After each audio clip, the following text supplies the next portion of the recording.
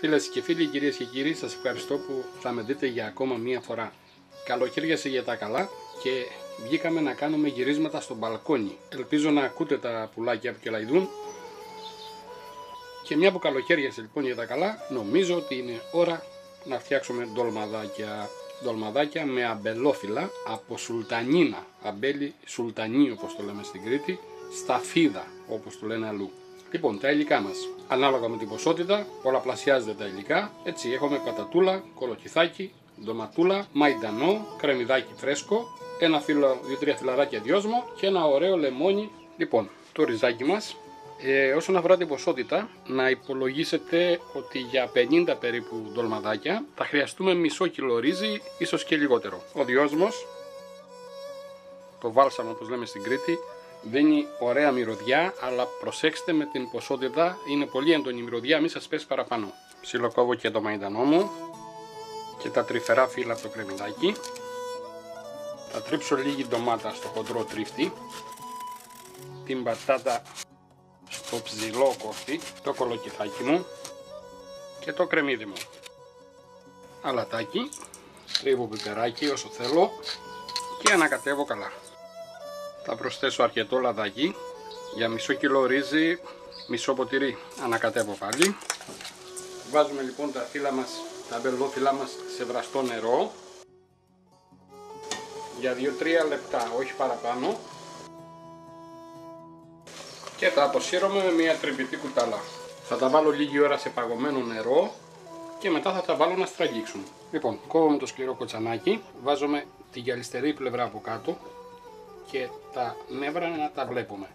Μια κουταλιά ρύζι, όχι πάρα πολύ, μην ξεχνάμε ότι θα φουσκώσει, και διπλώνουμε τα πλαϊνά προς τα μέσα και κατόπιν αρχίζουμε να τυλίγουμε.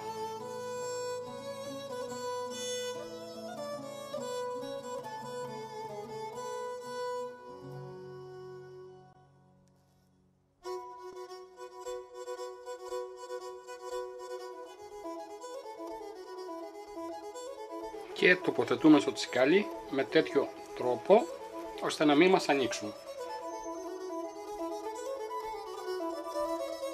Είναι μια διαδικασία που χρειάζεται χρόνο και υπομονή, αλλά το αποτέλεσμα μας δικαιώνει. Όλοι βεβαίως έχουμε δοκιμάσει ντολμαδάκια με αμπελόφυλλα, κουπέπια τα λένε στην Κύπρο, αλλά στη γέμιση βάζουν πάντα και κιμά. Μπορούμε και εμείς αν θέλουμε, προσωπικά δεν μου αρέσουν έτσι.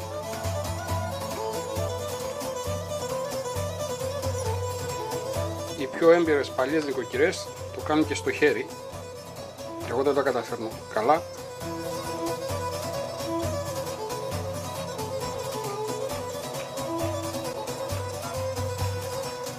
Αν και η γεύση και το άρωμα του αμπελόφυλλου για μένα δεν συγκρίνεται, παρά τα αυτά για ποικιλία θα φτιάξω και μερικούς με φύλλα από σέσκουλα, τα οποία και αυτά έχω ζεματίσει λίγο.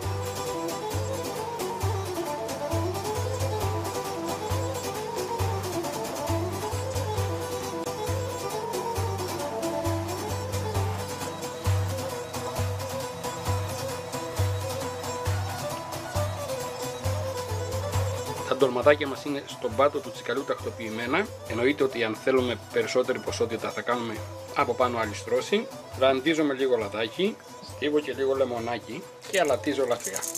Πάμε στη φωτιά. Βάλαμε το τσικαλάκι μας στη φωτιά. Σκεπάζουμε προσεκτικά τους ντολμάδες με ένα πιάτο ώστε να μην μας κουνήσουν και ρίχνουμε ζεστό νερό να σκεπαστούν. Θα βράσω σε χαμηλή φωτιά για 45 λεπτά περίπου και κατόπιν θα τσεκάρω αν είναι έτοιμα τα ντολμαδάκια μου. Τα ντολμαδάκια μας είναι έτοιμα. Θα ρίξω λίγο χυμό λεμονιού.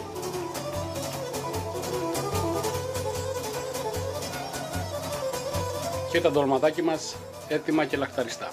Καλή σας όρεξη. Είμαι ο Μιχάλης. Ευχαριστώ που με είδατε για ακόμα μια φορά.